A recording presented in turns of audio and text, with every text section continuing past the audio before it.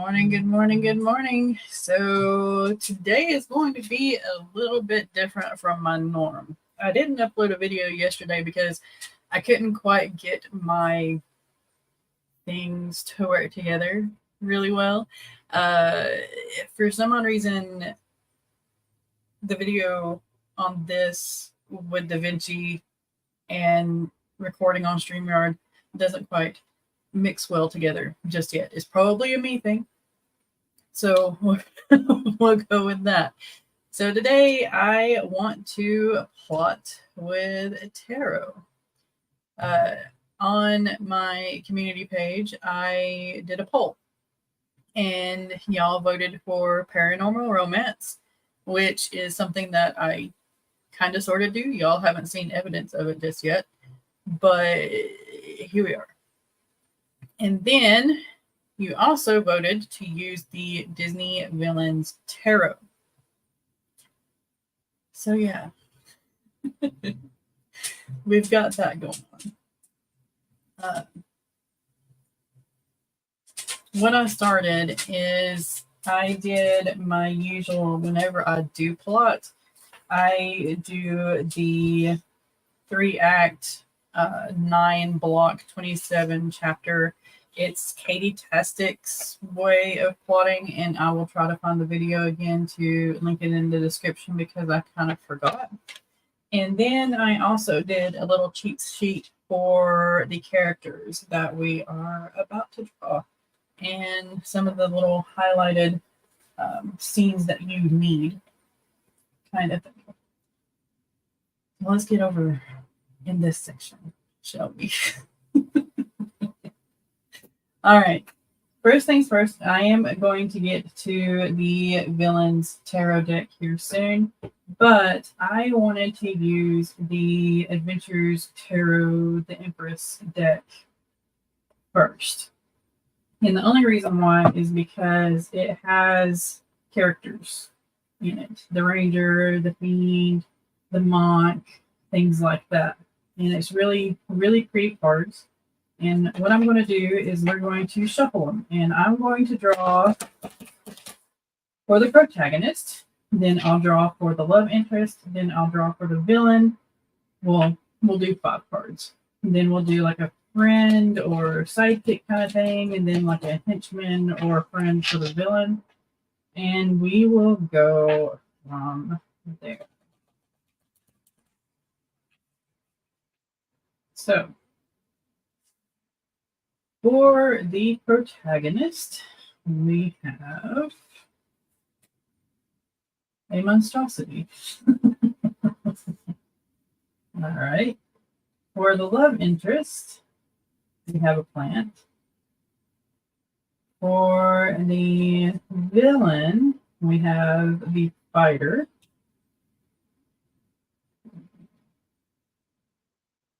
Do this here. And then for the friend and sidekick, we have a fiend. And then for the henchman, we have the developer. So this is interesting. It looks like it's going to be based on a villain story. I'm going to take some notes here. So for the protagonist, we did a monstrosity. Love interest is a plant. And the villain is the fighter. The friend is a fiend. And the henchwoman for the villain is the developer. For those of you who haven't ever seen this, my husband kickstarted it. So for the monstrosity, if I can find it.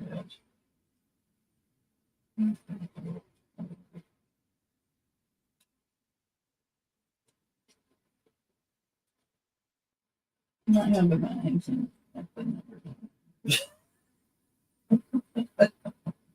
right.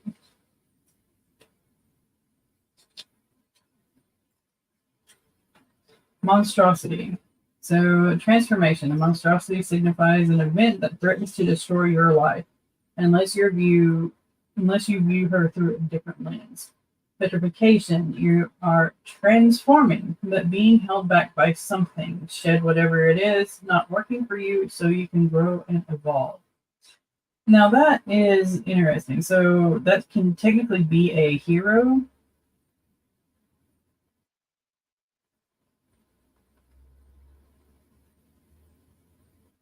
And yeah. So next is the plant. Actually, since this is on the same page, we'll do the theme first, shall we? That is going to be the friend sidekick. So darkness. Glare. Okay. If you are lost to addiction or negative thoughts, acknowledge your dire situation. It takes time and willpower to regain your freedom. For the id, the delicious fruit of instant gratification is appealing. Keep your priorities in check and refuse temptations that might cause you to stray from your path. So this is a tempter. The friend sidekick is. Let me go back to the plant. All right, the plant means productivity, hard work, and responsibility yield a beautiful bounty if you put in the time and commitment. Trust that you are on the right path. Snare, if you feel entangled to break away from routine, send your shoots out in search of new sources of light and fertile souls.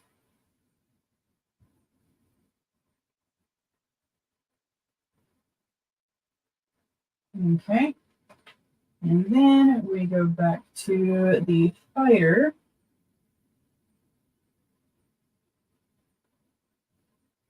Sorry about the glare. Commander, be unafraid of conflict so your life can grow. Seek fairness and peace, even if there is turmoil in your path. Warmaker, beware an ascent to tyranny. You are overpowering those weaker than you, or is there an authority figure in your life oppressing you? Nice.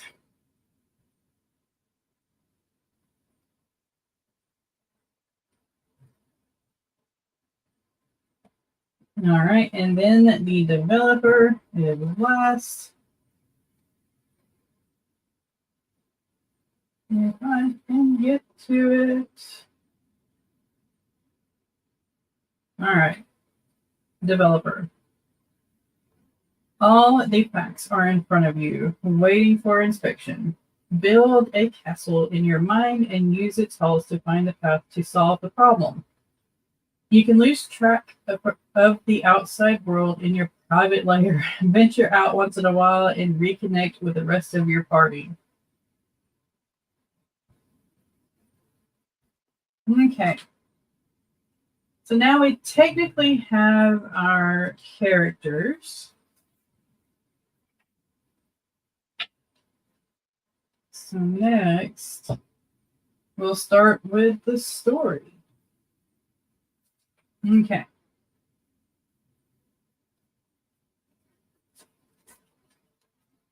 We had Rita join us for a little bit. Good morning. Swinging by Smoochies and Likey. Stream Hoppers Unite. Hashtag. I'll be editing a video trying to double down on vid posts to wrap up my summer post. That is awesome. You got this. I will be doing little breaks, probably like 15-minute breaks or so in this, because I have a feeling this is going to be a really long live stream, considering we have to do like 27 chapters. So yeah.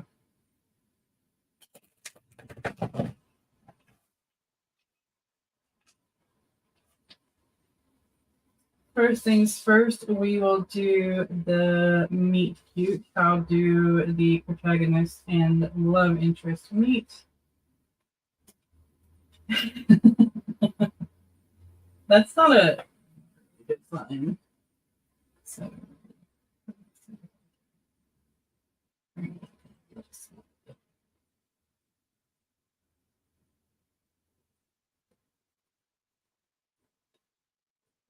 we have the Queen of Hearts, Judgment.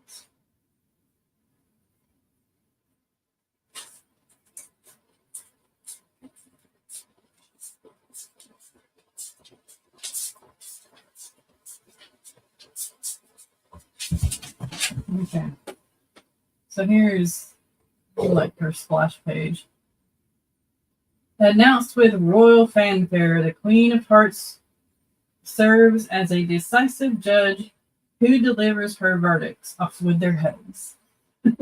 with authority, Judgment represents cause and effect, consequences, and though the Queen of Hearts may not be familiar with this concept, forgiveness, it indicates you're nearing the end of a long, important journey. So while this could refer to a conclusion of a big project, such as building a house or obtaining a dream job, it usually refers to a more personal inner journey. So maybe Protag is coming back from a journey.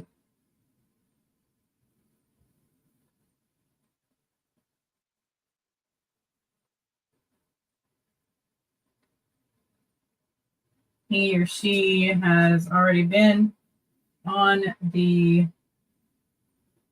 big quest or something, and they're coming back. All right. Next one is the breakup. And of course, we have Ursula, the Queen of Cups.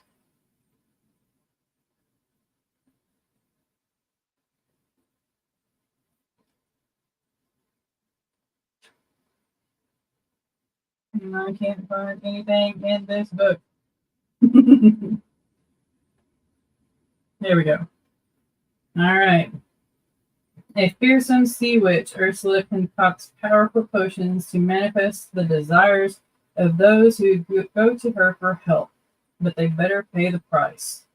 Represents an intuitive, compassionate person who's always willing to help any poor, unfortunate soul who comes her way. So, yeah.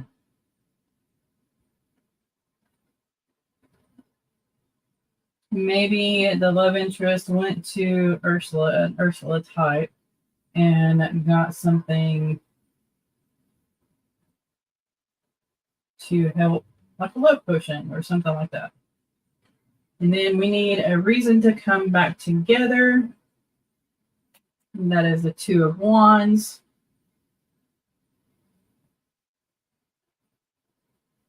Hopefully the way I do this will make sense to you.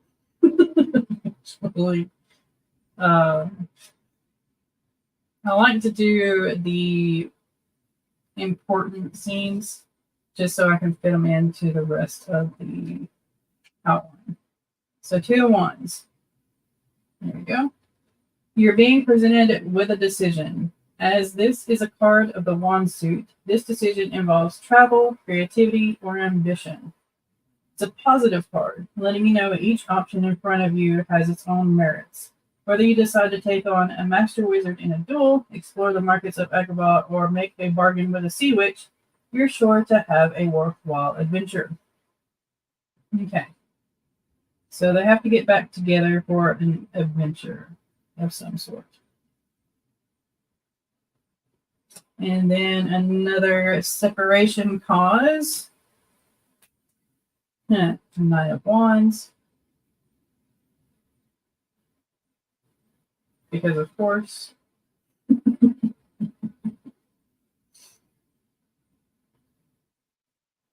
right. Knight of Wands. Advises you now is the time to put up your guard. If you're experiencing challenges, lay low to conserve your energy and resources. Remember, you're not alone in this, and don't be afraid to ask for help if you need it.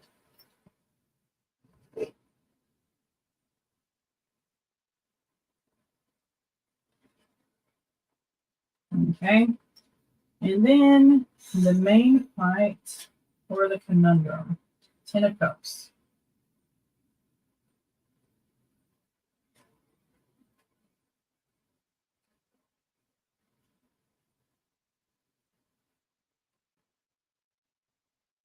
Represents happiness within your home, a family, and close friend circle. You're feeling supported, understood, and appreciated. Lucky you. Let your loved ones know how much you value and appreciate them. Let's It's not really a main fight conundrum thing.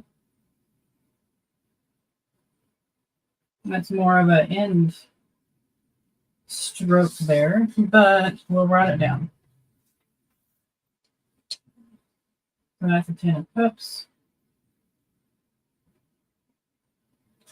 That is 9 of Wands. That is a 2 of Wands. Breakup is a Queen of Cups. And then the meet cute is Judgment.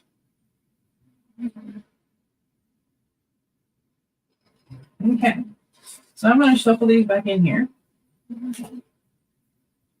And we're going to see about plotting our 27.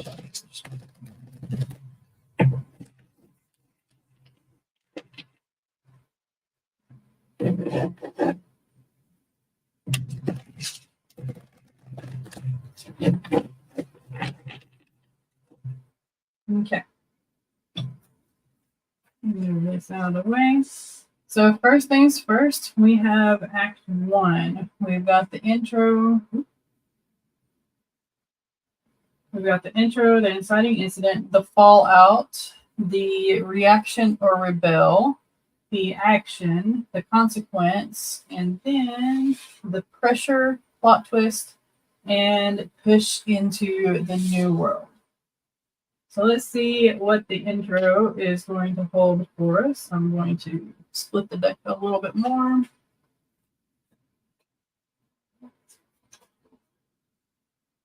So the intro, and look at that, it's the 10 of Cups.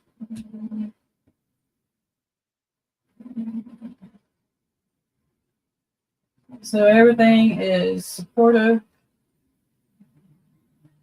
loving, and peaceful. And that's for Act 1. The inciting incident. I'll shuffle a little bit more. Drop the card.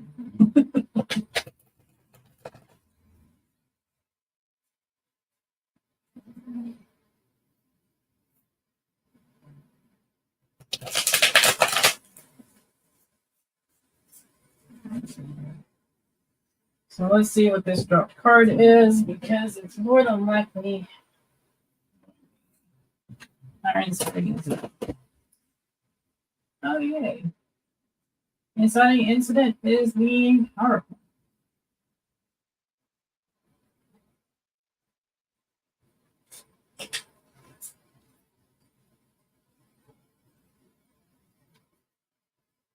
Structure, law and order, and community are the main themes.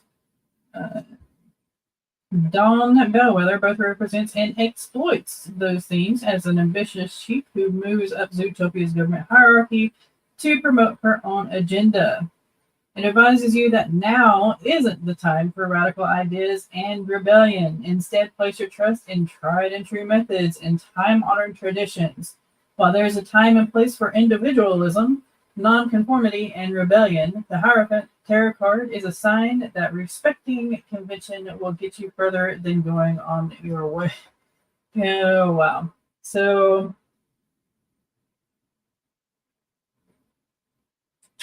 it's almost like we're going to have to do another card.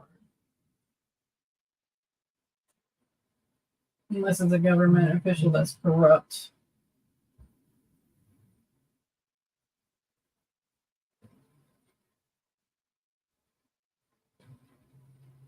And the fallout is the 9 of Swords.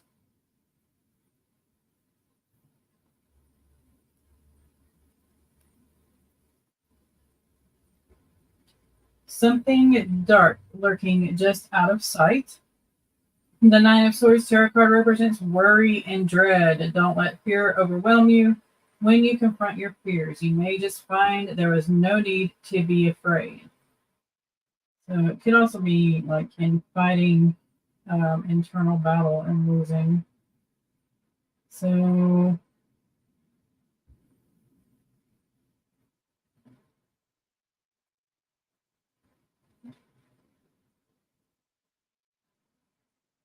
maybe the corrupt official is a friend.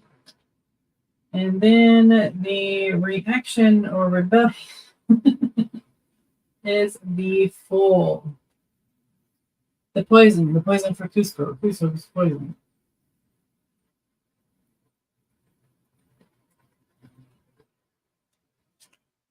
Right, right.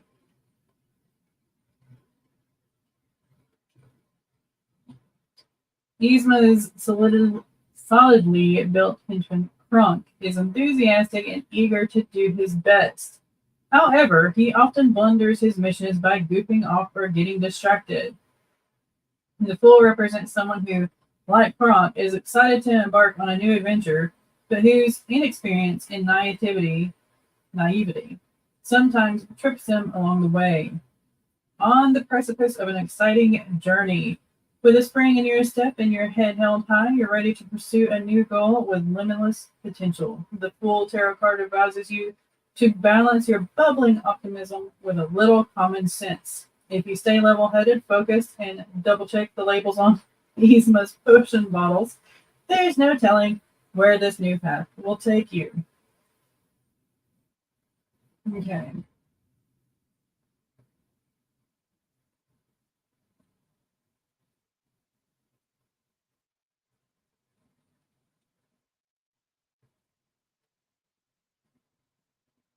All right.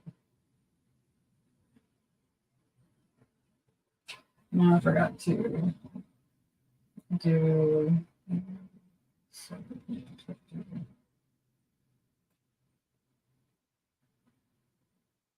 So the action card is Temperance.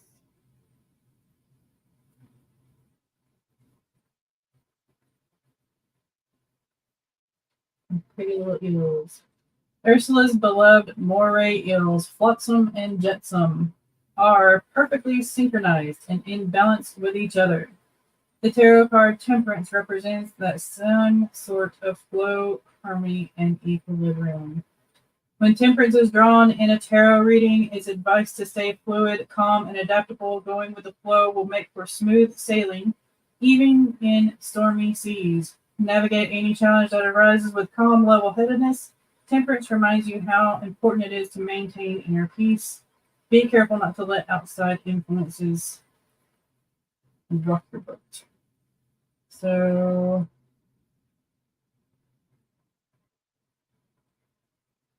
temperance. Because that makes more sense, does it not?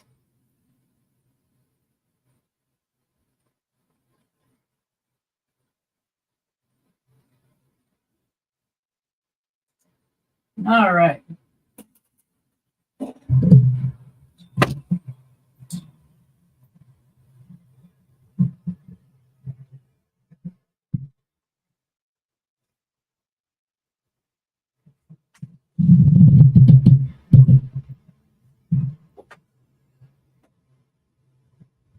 Sorry, I'm trying to fix my mic. There we go. All right, and then the consequence of our actions is the Four of Coins.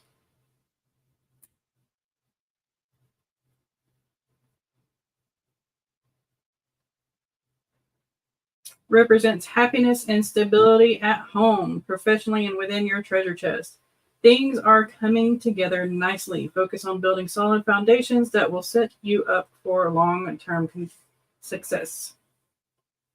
Advises you to examine your relationship with money. Are you spending it wisely? Have you been saving enough?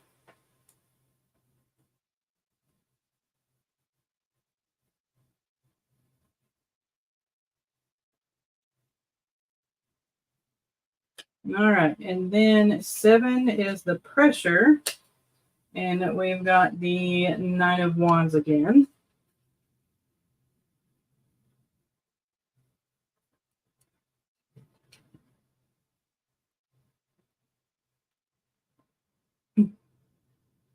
Wands advises you now is the time to put up your guard. Experiencing challenges, lay low.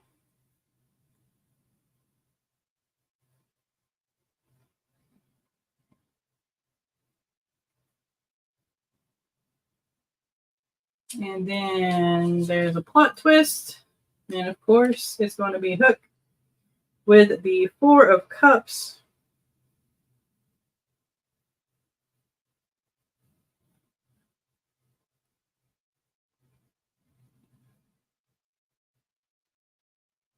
There's a decision to be made, and the Four of Cups tarot card is a reminder to consider your options carefully. Remember, you don't have to accept everything you're offered. Listen to your intuition and don't be afraid to decline opportunities that don't feel right to you. So after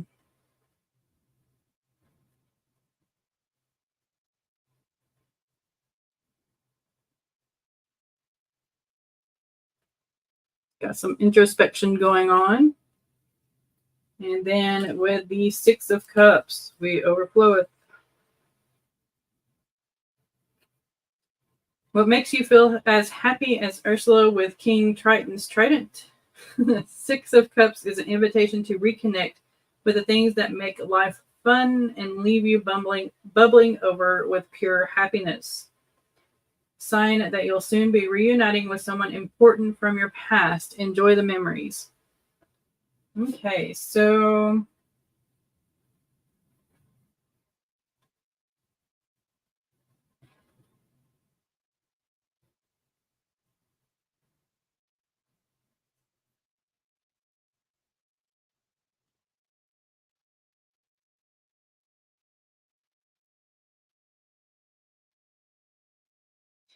what I think is because the protagonist is a monstrosity and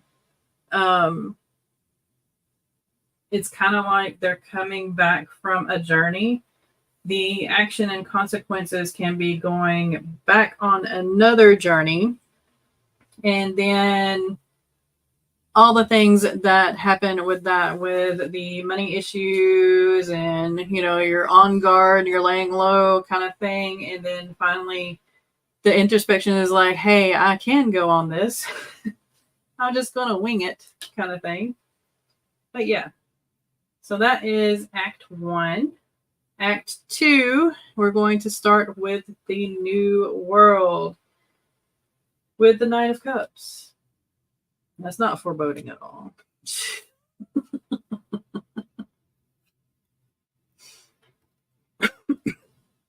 Excuse me.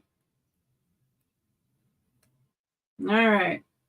This tarot card is a very positive sign of success. Your wishes are being granted, your lucky stars have aligned, and things are falling into place. It's time to enjoy yourself.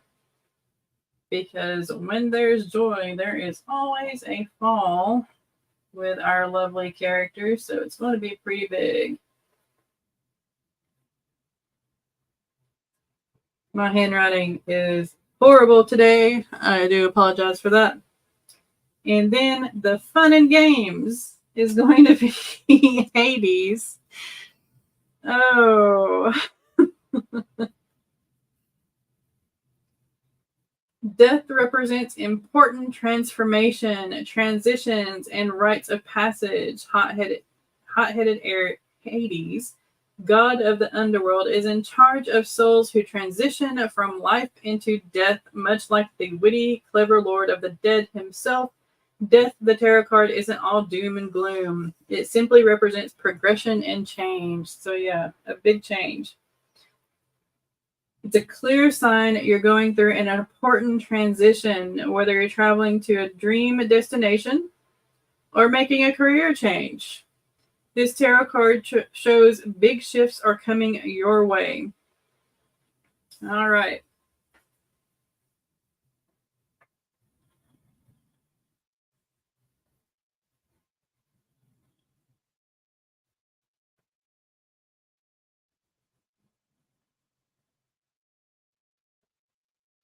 All right. And then we have the old juxtaposition where the new world gets faced with the old world, and we have the Six of Swords.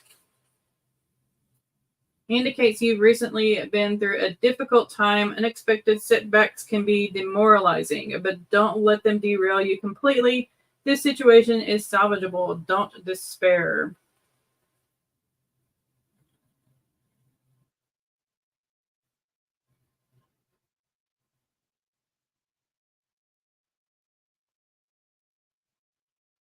And then 13, we have the build-up, which is the Ten of Wands.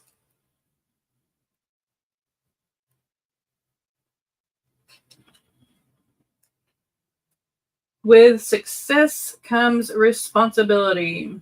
If you're feeling burdened or overwhelmed by a new role, remember that even the greatest villains have henchmen to help them carry through their plans. It's time to take some pressure off yourself by assigning some of the workload to others.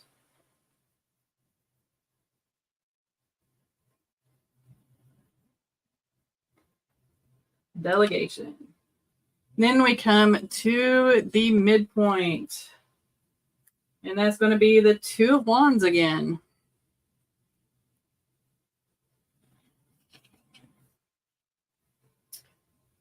Being presented with a decision. As this is a card of Wands suit, the decision involves travel, creativity, or ambition. Each option in front of you has its own merits. Whether you decide to take on a master wizard in a duel, explore the markets of Agrabah, or make a bargain with a sea witch, you're sure to have a worthwhile adventure.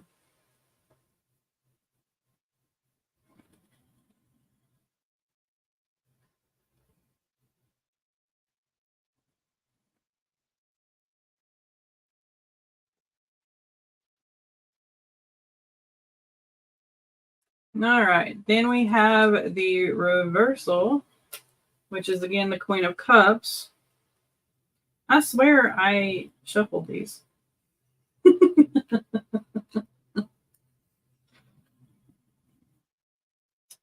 Fearsome sea witch Ursula concocts powerful potions and to manifest the desires of those who go to her for help, but they better pay the price. So, Queen of Cups, price.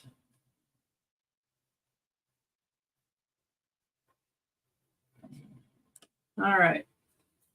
Then we have the consequence, which is,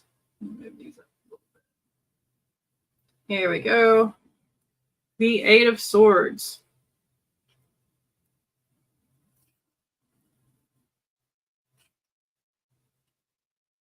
Poor Scar. Indicates you're feeling restricted or trapped. Though you're hopeless at the moment, know you have the power to get yourself out of this. Look around and you'll find you actually have more options than you think you do.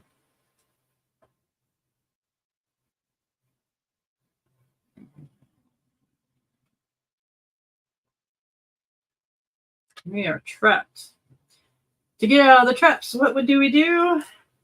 All right, we have 19 or the Sun.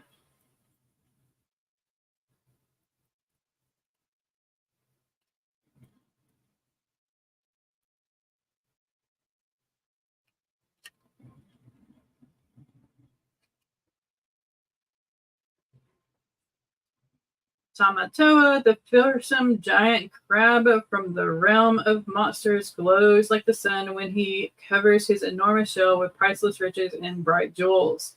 The sun represents unbridled joy, triumph, and happiness, which are all feelings displayed by Tamatoa as he celebrates his hoard of shiny treasures. Jewels, gems, and gold cause Tamatoa to light up with pure delight. What makes you feel this way? When are you happiest? The sun encourages you to prioritize your own joy. If the sun is drawn during a tarot reading seeking clarity about a big project or goal, this card is a very positive sign. Your optimism and inimitable glow will inspire others and lead to success. Shine on. Yes, dock camera on. Let me know if y'all can hear me all right, because I kind of have my back turned to my regular mic. But yeah. So 19.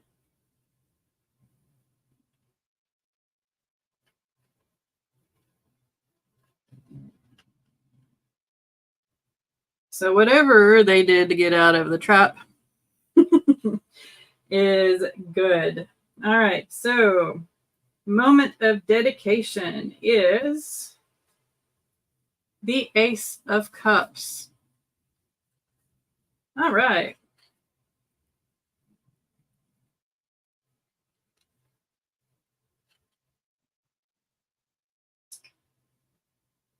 Represents new friendships and love interests. Someone special will be entering the picture soon, whether the person ends up being your true love or a great new friend. Trust that things are unfolding just as they should. Enjoy the moment and go with the flow. Wow. So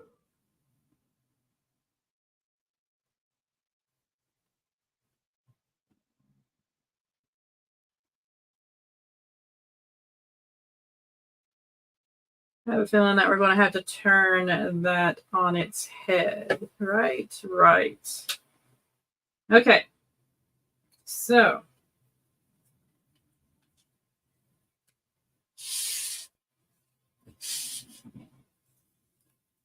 for Act 2, into the new world, we have 9 of Cups, which means great joy. So the hero is returning to the travel, to the journey, to the quest, because that's their thing. 11 was death, which is change. So yeah. And then the old juxtaposition is the Six of Swords, which means it's a salvageable situation. So the money issues that we had back here, something in the old juxtaposition means that it's going to be overcome. Hey, Andy, good morning. And then 13, we had the 10 of Wands, which means that our hero is going to delegate some tasks, which, they should. Because, yeah, that's important. Self-love, self-care. Even our heroes need it. Thank you for hitting the like button, Andy. All right. And then we've got the midpoint, which was the 2 of Wands. Each decision is of equal value. So here at the midpoint, it looks like our hero is faced with a decision between 2 different paths they can take. And yeah. Sorry, I had to give a little sip of my coffee there. So our monstrosity, which is our protagonist,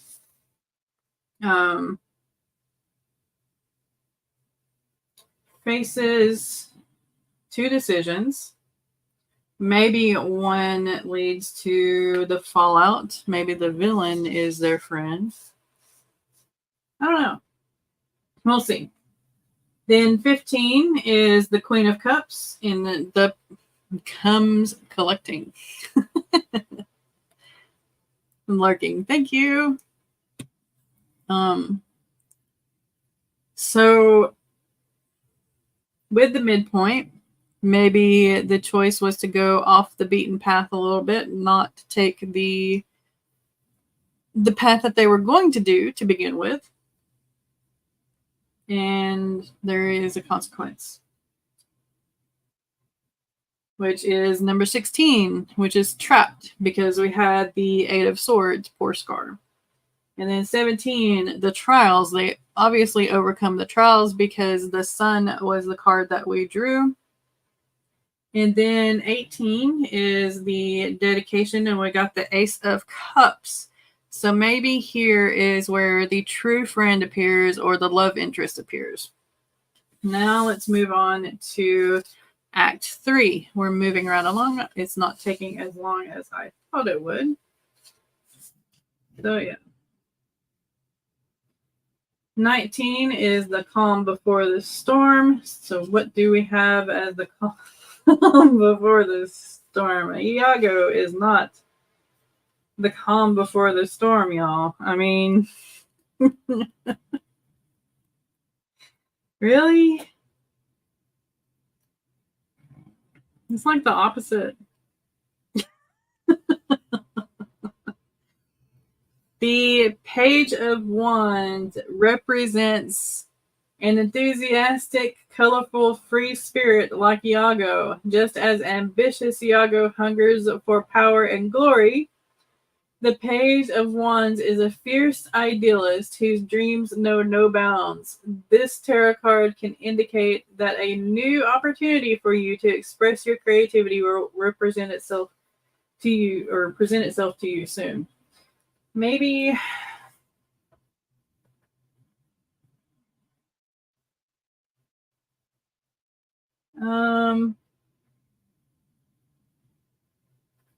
what can we put there? Ambition, I guess.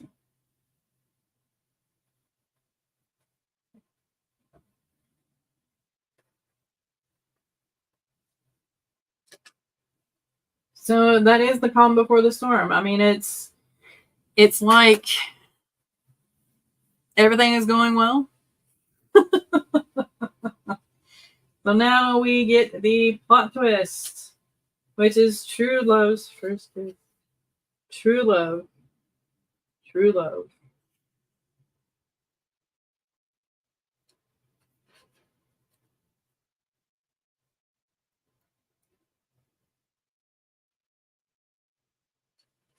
This villains deck is like kind of creating havoc on this plot, but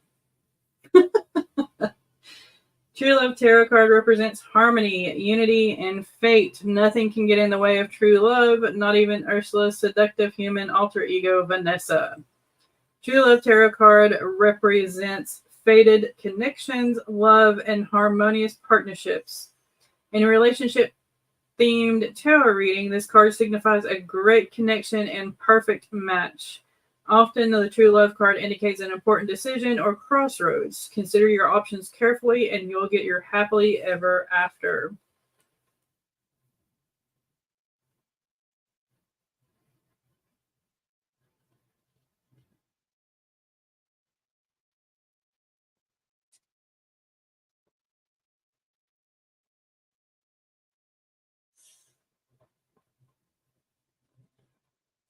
Let me rewrite that. I was going to rewrite out all of happily, but we'll do HEA, happily ever after destruction. And then we get to the darkest moment.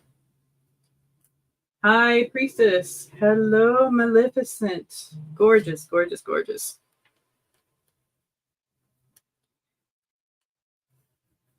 All right. The High Priestess is a secretive, intuitive figure whose power comes from deep within her own subconscious. Like Maleficent, she is sophisticated, calculating, and a magical force to be reckoned with. The High Priestess is a call to look deeper. You may not be seeing a situation, friendship, or relationship in your life for what it really is. What is your intuition telling you? Take inspiration from mysterious Maleficent and embrace solitude to ruminate on this predicament. Consider it carefully. All right.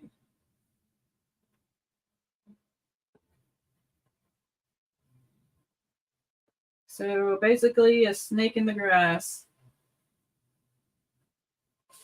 All right. And then we get the Power Within section, which is chapter 22. We're almost through. Hey, Jordan, how are you? Don't worry, you're not late. Does this card have another representation? For instance, if the card is upside down, the one you just talked about? Yes, they all do. So, for instance, the High Priestess represents a lack of clarity that leads to confusion and insecurity. So, if the snake in the grass is really good at their job, then the hero turns insecure and second guesses themselves and all that good stuff. So Let's see if the power within helps them with finding the snake in the grass or not. And the power within card is the Three of Swords.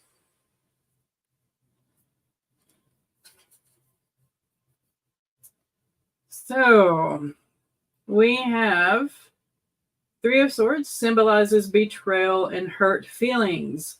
Don't behave like a villain who's just had their marriage proposal rejected.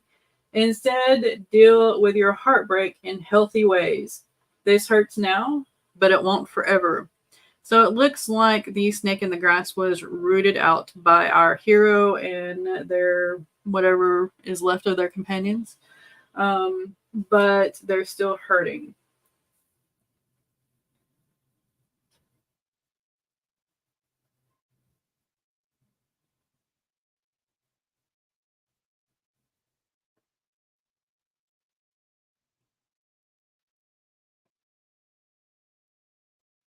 All right.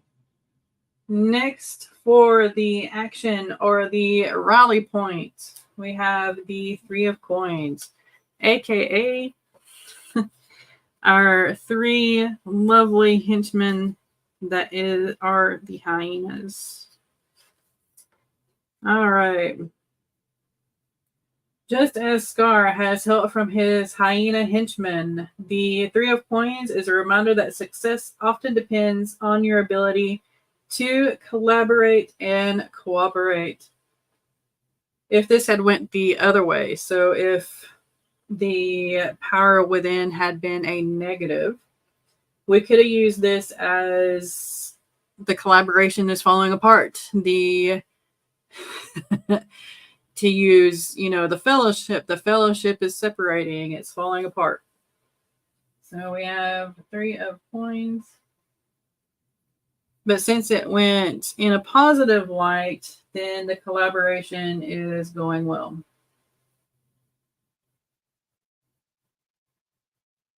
They're pulling together. They're doing everything they can in their power. Good morning, Eva. How are you?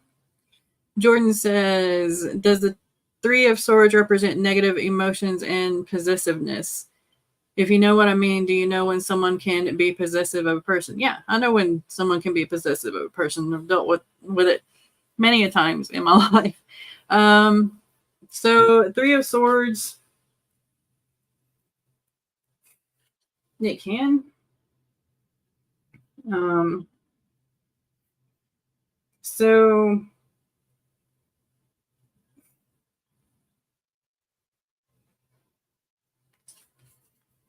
even in the upright position, it can mean like an obsession, because I mean, like it pictures there. I'll show the card again. The swords are actually in the heart. When reversed, it's actually it's a better card when it's reversed, because it means that you're actually healing. You're in the process of healing from whatever happened. So yeah, it can be obsession or feeling of possession for a person, or even an item or a feeling. Like I've had some people in my life think that they are the only ones that can be proud of what they are or who they are, or something like that. And that's just not the case, because there are many others in the world who are doing the same as you. They're doing the best that they can, kind of thing. And you're not the only one that can celebrate your success or celebrate who you are, kind of thing. So yeah. Just trying to elaborate and be more specific, because I've had situations where I've had a friend be possessive of another friend. So that's yeah. Very easily done. It's seen in multiple places in your life, I'm sure. But yeah, the Three of Swords can represent that. I would say Is it the Four of Swords that's even worse? I can't remember. Yeah. Anyway. All right. So we did the action and rally point, which is chapter 23. We're moving on to chapter 24 of our paranormal romance kind of thing. And that is the convergence, the pulling together. And we have the Queen of Wands here. It's going to be kind of interesting, I say. But that's just me. All right, Queen of Wands. So who is the fairest one of them all? The Queen of Wands, of course. She is a beautiful regal figure who turns heads the moment she walks into a room. Like the Queen, she's graceful, stylish, and commands the respect and admiration of those around her. This card suggests it's time to be bold and expressive. Your authenticity is charming. So since we're doing a paranormal romance, and before it was like somebody is deceiving, and there's two places where someone comes collecting the price due, what's due. Maybe our love interest here finally reveals that they're not the hag that they have portrayed themselves as, maybe. I don't know. Anyway, on the reverse, it means that you need constant reassurance. Have you been relying a little bit too much on the validation from others and all that good stuff? So, yeah. Do Queen of Wands. And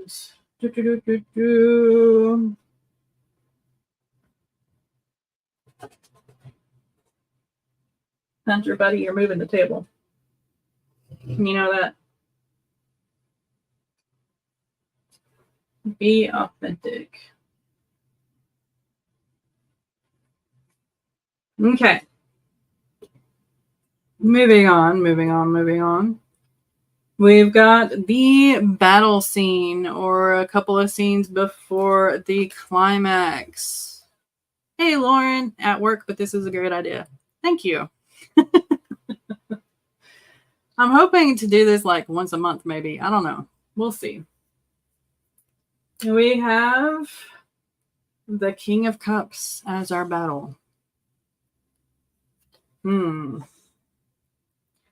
Good old Hook again.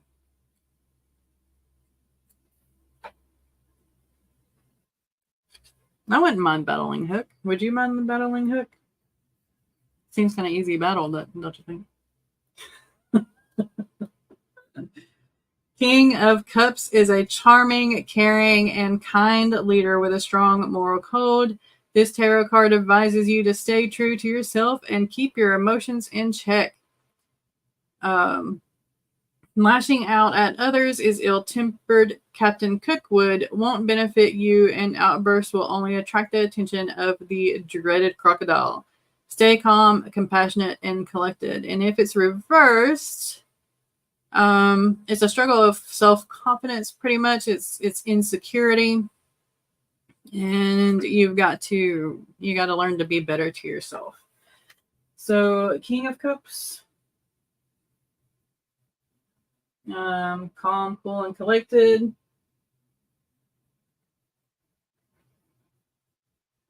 So maybe with the convergence, there's a lot of emotion going on here, and the battle is with self and maybe the other person. So yeah. All right. Let me see. We're moving on to the climax, which you can't see in the paper. See if I can do something over and around. Probably not, but we'll try. There you go. Now you can see it. And my poor little handwriting. Hopefully I'll have lots of witty banner. Maybe. Well, it's me. If y'all heard that, I do apologize. The Rottweiler is snoring. Now, the climax is old Smitty, the Page of Cups. I do apologize for my voice breaking every now and then. All right. The Page of Cups represents someone shy and gentle-natured, like Captain Hook's first mate, the bumbling Mr. Smee. Not Smitty, Smee. My bad. Though Mr. Smee lacks the ruthlessness of a typical pirate, his fierce loyalty to Captain Hook is endearing. Sometimes this tarot card suggests an important message about love or friendship is on the way. Keep your eyes peeled. So reverse is Mr. Smee plays the peacekeeper and seems to be the only one who can calm Captain Hook during his volatile tantrums and outbursts. The Page of Cups, when reversed, represents someone whose emotional immaturity is exhausting to others. A little self-control goes a long way. Work on responding to situations rather than reacting impulsively. So, Page of Cups. Peacekeeper. It's not really a good climax card, but all right. Jordan says, you've actually made me think of Bloom. She's a character whom Winx Club, and in the second season, something happens to her. Oh, yeah. Okay. She gets captured by Law Darkheart, and when I still had Vision, the team that I found interesting when she was shackled, she was in her fairy form, kind of like, oh, cool, in his base form. Okay. How you keep your emotions, does one master their emotions? Because this is something that comes up a lot in Star Wars. Master your emotions and not be controlled by them. Yeah.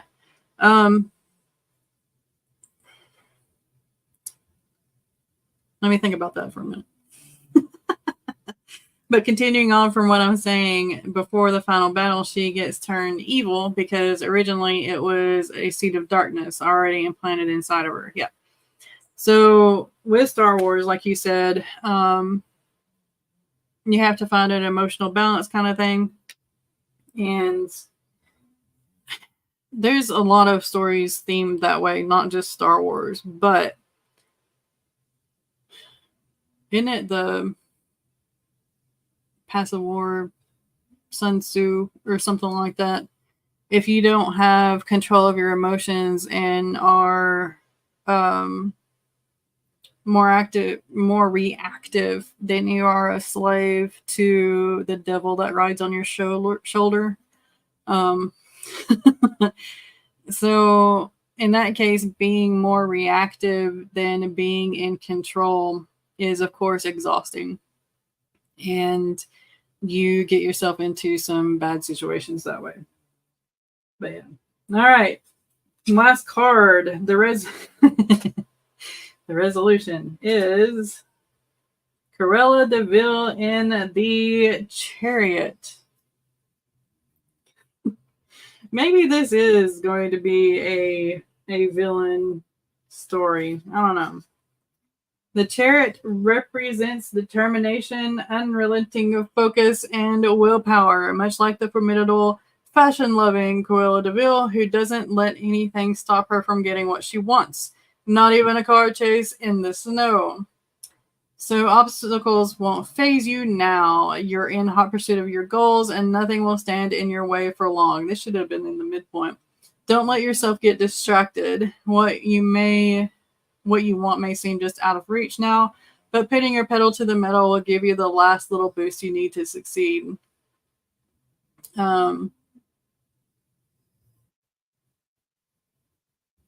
reverse, it's losing momentum and finding yourself in a negative light again. So yeah.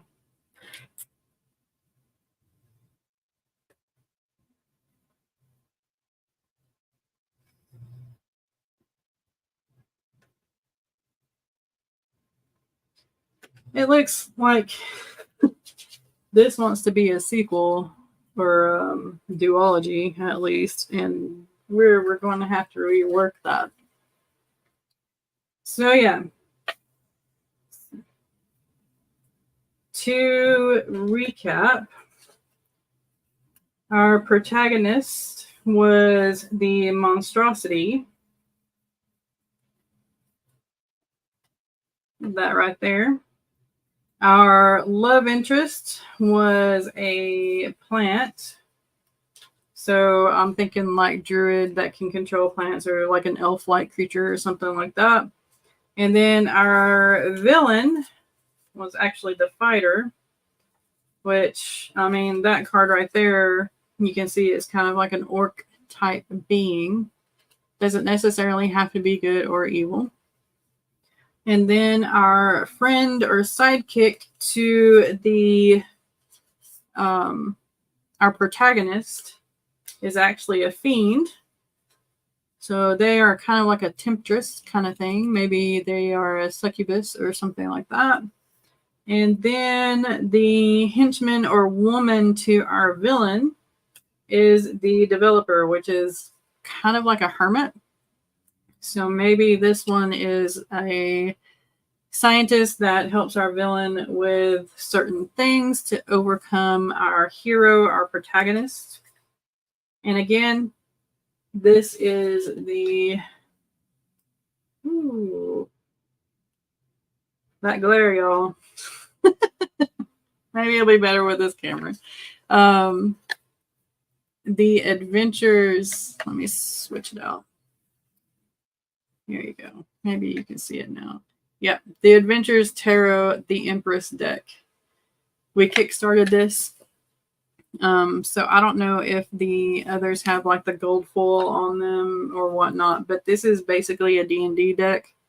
And yeah, I'll show you some of the others. There's like the Druid, there's the Paladin, there's the Mystic, there's another humanoid, Undead, Barbarian, Ally. I mean, look at how gorgeous these cards are. But yeah, very pretty deck. And then we've got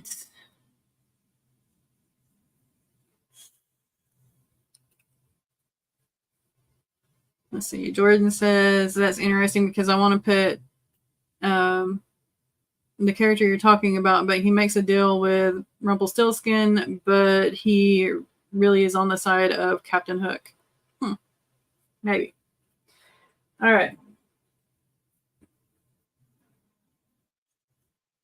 And it looks like I have messed these up a little bit.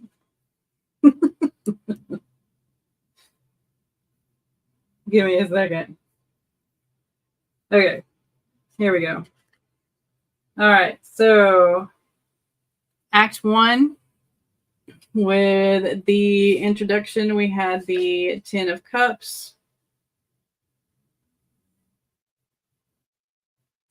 And it's like you see that the hero is in a very supportive environment.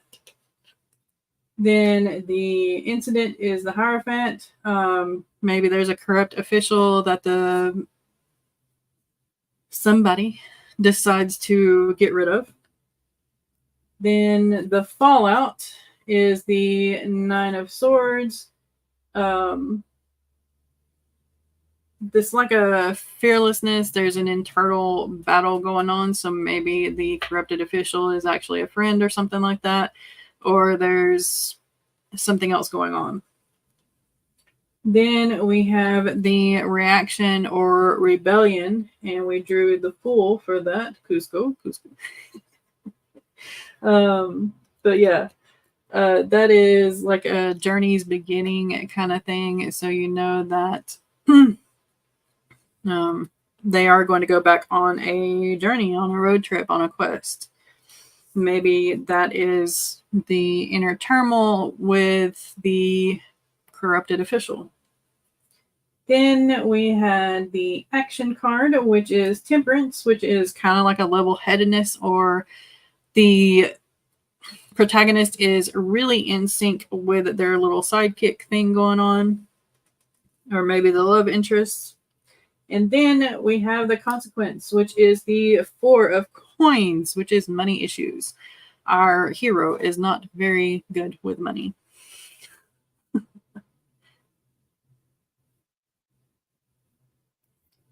Had to laugh at you, Sam, because you were saying that Rottweiler is snort. Yeah. He is literally right beside the table that I'm laying the cards on. I'll show y'all in a minute, but he's a big dog, and he doesn't know that he's a big dog. He thinks that he's still a little lap puppy, and when he moves, he moves the whole house.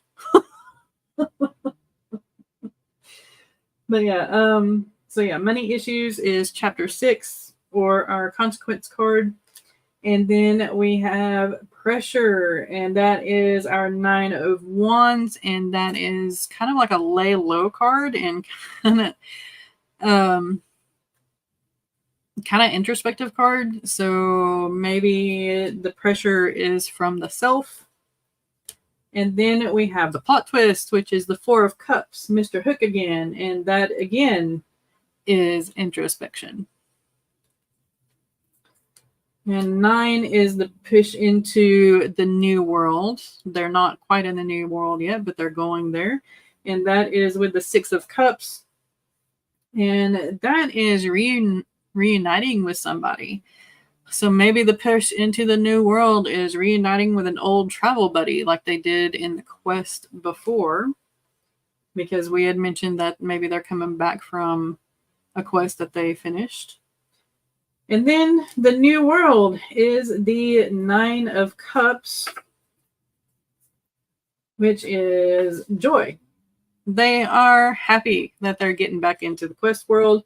And then 11 is fun and games, which is death, which means that there is a change or a shift in alignment. So maybe our protagonist is not as protagonistic or heroic as we want them to be. Or maybe they're not as villainous as we want them to be. We'll see. Then in chapter 12, we had the old juxtaposition, which is the 6 of Swords. And it's usually about a salvageable situation. So maybe that old money thing is coming back into play. And our good hero has already went through all their savings. Or something to that nature. And then we have chapter 13, which is the buildup. And we have the 10 of Wands for the buildup, which means delegation. So maybe our hero has finally delegated the financial situation to somebody who handles money better. And then the midpoint, we have the 2 of Wands, and our hero or villain is met with a choice. And each choice, maybe there's just 2, maybe there's 3, has equal value, has equal benefits. So yay.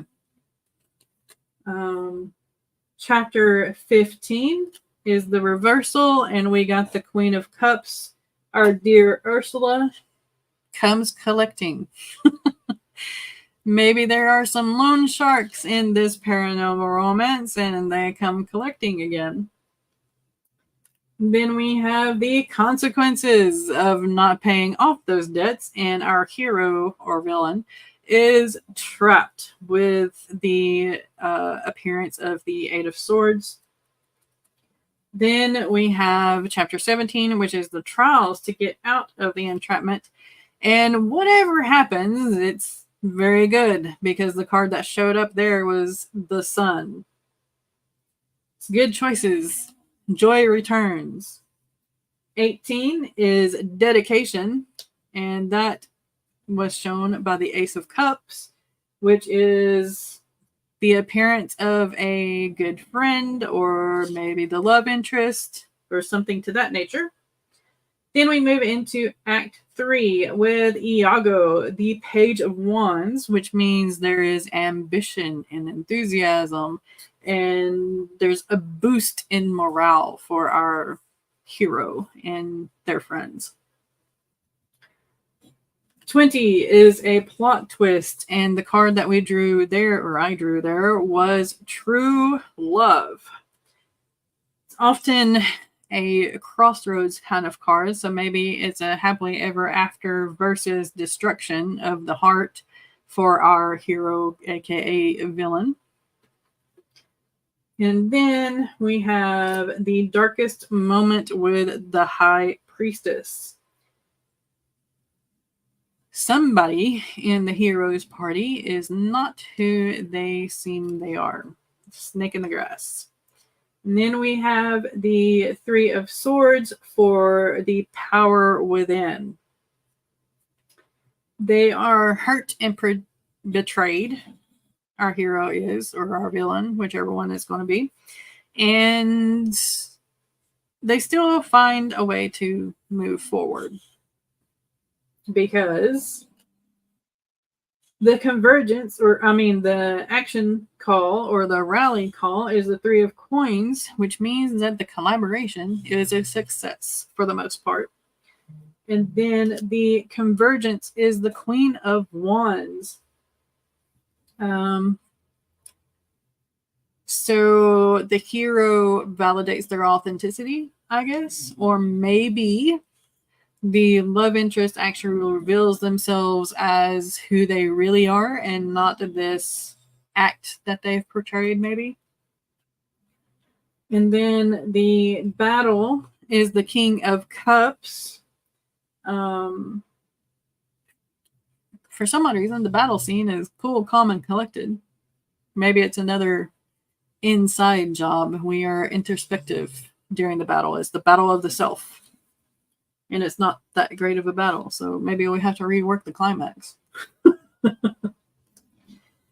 The climax is the Page of Cups, which is a peacemaker. So, like I said, you're going to have to kind of rework this climax and battle scene.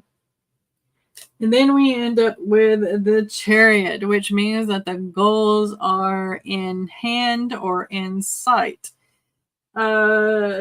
which calls for there to be like a duology thing going on here, and I doubt that I'm going to write this, so if y'all take this up, you go right ahead.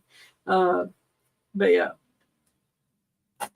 so what we used on this was the Villains Tarot deck, the Disney Villains Tarot deck, and it has a guidebook with it, and that's what we used. Now I am going to put a timer up because after all this is drawn, I'm going to open up the Tarot for Writers book here. And we'll go with what this says about the cards that we've drawn. Shall we? All right. Let's see. Just to mention my friend, because I know you're talking about your tarot deck, but in real life, I have a Yu-Gi-Oh deck, and it's the 25th anniversary pack. Awesome. I'm going to go because I have stuff to be doing for. Thank you. Just give me a bit more understanding of tarot decks and representation. You're welcome. I hope you have a good day, Jordan. Okay, like I said, we are going to go into a break. Whoops, hit the wrong button. Let's hit the right button, shall we? Yes. All right, this is going to be a 15-minute break, and I hope you enjoy the little horse face here. It's really pretty.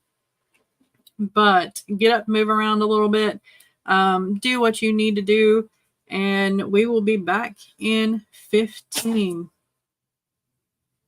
As long as my dog doesn't cough up a lung. All right, let's get going. In 3, 2, 1, we'll be back.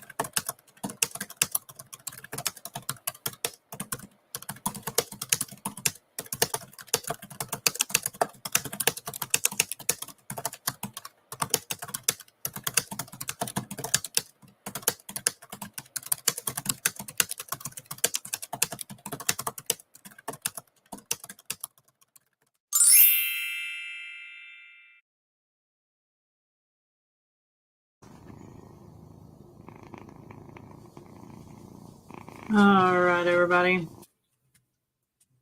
I am going to mark this last page and we'll get to it. Madam, excuse you. What are you doing? Huh?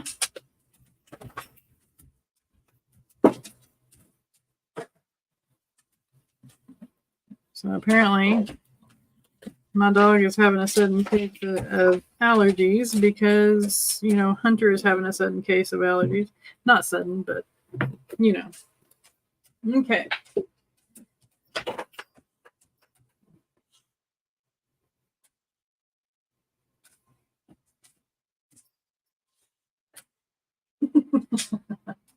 All right. So we have drawn our cards and we're now going to see what our Tarot for Writers is going to be doing. Let me try to switch this around like I had it. There we go. All the buttons hitting all the buttons all at once. All right, so Act 1 is the 10 of Cups. And we're going to go right through here. 10 of Cups. Happy home and family life. A husband and wife stand side by side. This is on the regular card. But let's see. The key symbols, historic significance, is the 10 of Cups represents a good marriage. Now, for our hero, it's more than likely just going to be a happy as is kind of thing. Because it is the view into their world as we know it for our hero. So home sweet home and all that goodness, joy, happiness, contentment, love, family life. So you can write about, you know, a family with young children, the calm after the storm, because we mentioned that our hero is probably coming back from a quest or a some kind of travel that they did. So the calm after the storm and the calm before the storm, pretty much.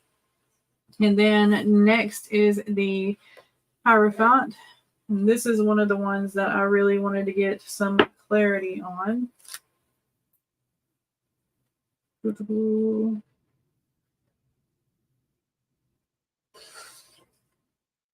Temperance. I have them all marked here, but I didn't get to really mark it the way I really wanted to. So the Hierophant, it is the seat of power. The back of the Hierophant's throne is arched like a doorway, and he sits before two columns, pillars of the church. It's a gatekeeper of the first order. So it's authority, mostly to do with the church. The right hand is raised in blessing, a simple but powerful gesture for benevolence and compassion. Student, teachers, creatures of the earth. The Hierophant is the fifth card in the major arcana. 5 symbolize the 5 senses, the 5 points on a star, the 5 vowels in the English alphabet. 5 is the most important because it symbolizes a 5th element spirit. Can embody a number of literary archetypes. We can write about a set of keys, a priest with a secret life, which is what I was thinking about because of the corrupt official. Something hidden under an altar. Maybe that is... Maybe the love interest gets cursed by it or something, and that is the whole payment or something. We'll have to play around with it, or y'all will have to play around with it. Because like I said, I'm more than likely not going to write this because I have so much going on already.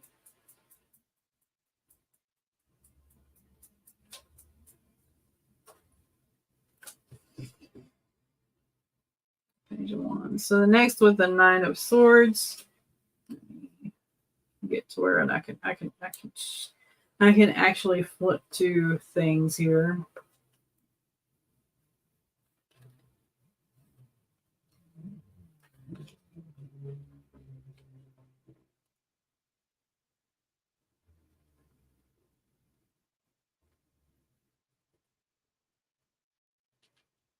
Did I not mark this one? I apparently didn't mark this one.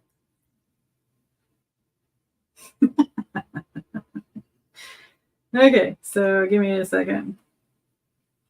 So we're going to Nine of Swords. Here we go. All right, so Nine of Swords is a wake-up call, and this is for the fallout portion of our Act 1. It can also represent the dark night of the soul. So again, that whole introspection thing that a couple of the cards pointed to can start with this.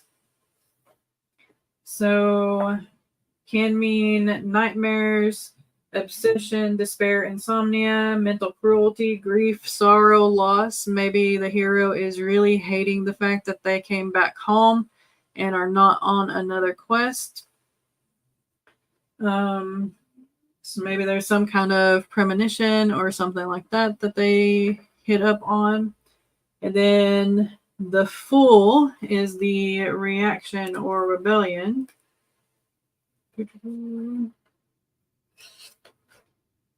we are. It's like a leap of faith. There's karmic baggage. All the symbols in here. The range of possibilities of snow-capped mountains represents obstacles to be overcome, new heights to be scaled, new challenges, and the promise of accomplishment. It's 0 is the starting point kind of thing, because the Fool is the 0 card, or for those of you that don't believe in 0, I guess it's card number 1. So you can do like a leap of faith. So our hero is moving into a new journey's beginning. And then we have Temperance, which is chapter 5 or plot point 5 with the call to action. And here we go. Temperance is when worlds can collide. So maybe the old world of where the hero came back from the first quest and now he's starting on the second quest, and maybe there's old memories coming up or something like that.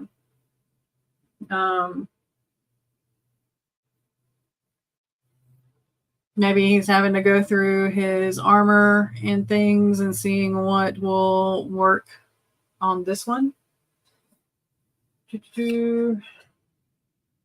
Definitely not economic. So we can't really use that with the Temperance, because as we can see in the future cards, he's not really good with money.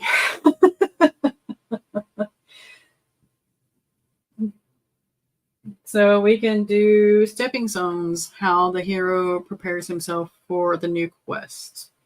Next is consequence of the movement, and that is the beginning of our money issues, because it is the 4 of coins, or aka the 4 of pentacles.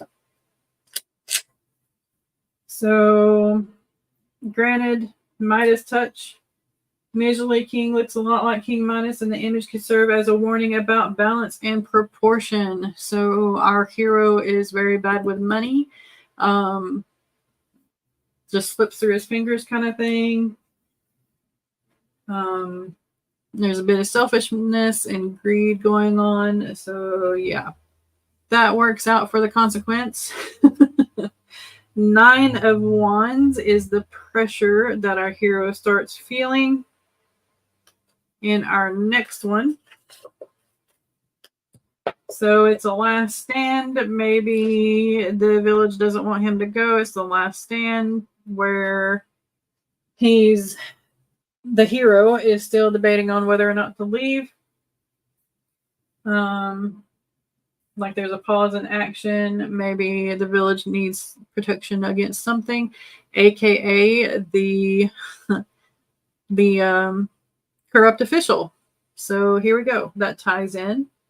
And then the Four of Cups is our next point. Hero might be turning a blind eye. Yay. Doesn't know that there's more to life than what meets the eye. Maybe have an Odin moment. Lost his eye. Something like that to the corrupt official. And then maybe there's a disillusionment here. Or a disappointment kind of thing. Again, staying in the village longer than anticipated. Not going when he wants to. And then the last point in Act 1 is the push, which is the Six of Cups. So Six of Cups also represents kind of like a childhood innocence. Here, maybe the love interest or the sidekick shows themselves for the first time.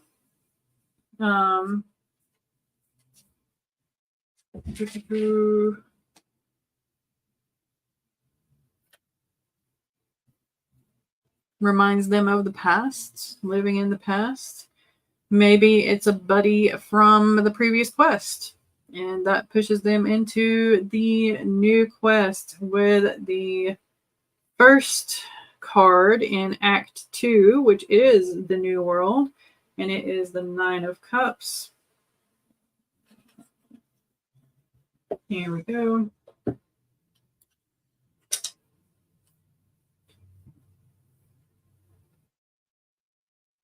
It's a timeless setting. Set them up really good. Maybe there's a hangover because they're celebrating the going on the quest and finding themselves in a new world, you know, the first tavern that they hit kind of thing. And then we have death coming knocking. So that is the second card in Act 2. It's not really necessarily death, it's change. Could be a death of the feelings about the village, you know, going back home. So life after death. I don't really like that. Let's see.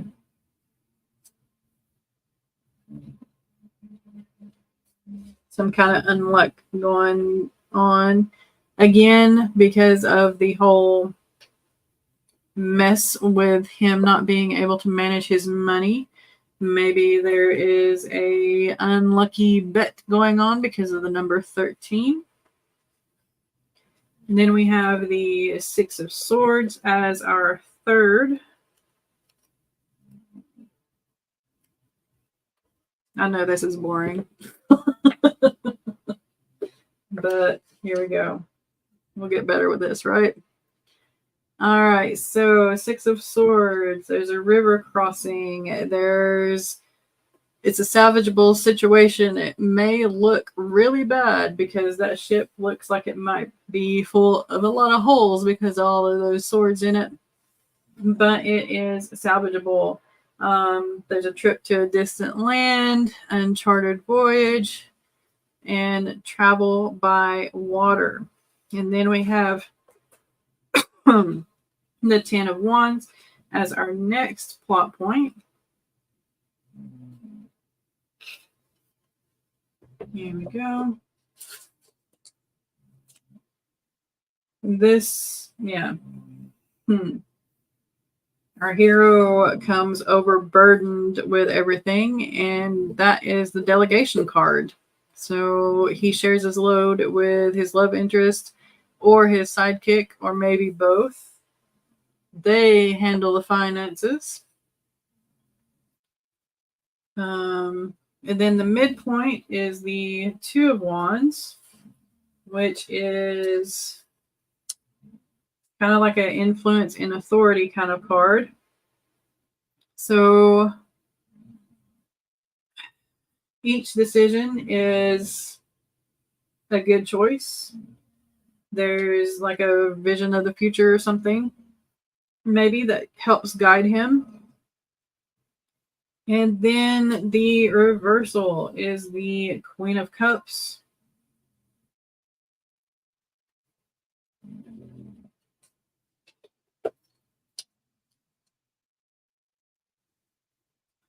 So this one mentions water signs. So again, maybe it is somebody comes collecting on the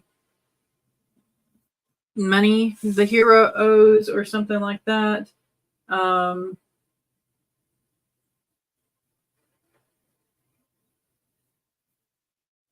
Maybe this is where the lover comes in as well, because here it's like the perfect wife and mother, an empath, a woman who smothers those she loves, killing them with kindness, seaside home, things of that nature. And then we have the Eight of Swords, which is the entrapment. Again, like Scar in the previous villain's card, you have somebody who is trapped by a Ring of Swords, but there are gaps, so it's not all is lost. So we can be the person who came collecting for the coins. Maybe they actually did trap the hero and all that good stuff. And then we get the trials, which is the Sun. Which means all is pretty much good. There is action taken. There's like a special event, maybe they hold like some kind of quest thing where the hero proves themselves.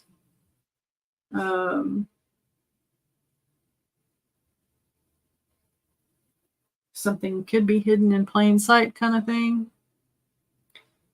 Then we have the last one in Act 2, which is dedication, which is the Ace of Cups, which should be this one. And yeah, so this is kind of telling right here. It's kind of like a God hand, so maybe the love interest appears here instead of back then, or the good friend, because this is like a card of help, assistance. Kind of like a peace offering too, I guess. But it's also kind of like a new beginnings, and everything is good, everything is going well, the cup runneth over kind of thing. And then we move into Act 3 with the Page of Wands, which is kind of like a calm before the storm.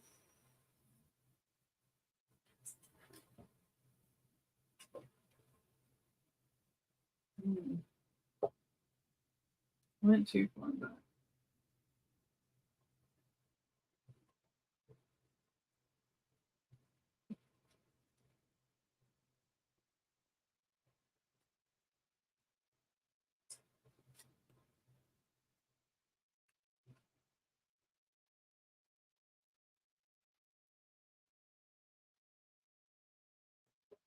But yeah, I think I want to stop there because y'all get it. We went over this. The tarot book kind of helps me. I've read through it a couple of times, so I kind of know what these cards mean in here. So I've already kind of went over it a little bit, and I don't want to bore y'all too much because it has been an hour and a half, a little bit over. But yeah, let me know what y'all think about everything.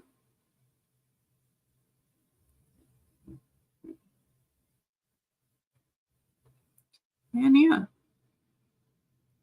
let's start the cam again. I hope this was kind of informative on how you can use a tarot deck, no matter what kind of tarot deck it is. Because again, it was the Disney villain deck, and you can still use it with the Tarot for Riders book. You just gotta, oh goodness, you just gotta know which card represents what. And it's fairly easy because most tarot decks have their cards numbered so that you know death is 13, and like the Chariot here is number 7, so you know that it coincides with, well, the Chariot and the Rider-Waite deck and all that good stuff. But yeah, if y'all want to write this, go right ahead, be my guest. You can rewatch the video and fast forward to through the slow parts. Right. Anyway, thank you for watching. I do apologize for the length of this and for the boring parts because there were a lot of silences while I was reading and things like that, while I was thinking through how it could play out and tie in together with the next chapter or with the next scene. But I will link down below the video of Katie Tastic's whole 3-act, 9-block, 27-chapter thing that we built here. So look for that and go give it a watch if you want to try this on one of your own projects. And the only thing that I did different was I pulled cards for like the main points of romance. And I kind of did a paranormal twist to it because the cards that I used were the D&D cards, so that there would be different races kind of thing that you don't see in a normal world. And that's how you can get the paranormal aspect to it a little bit. Yeah. Thank you so much again for watching. I will see y'all later.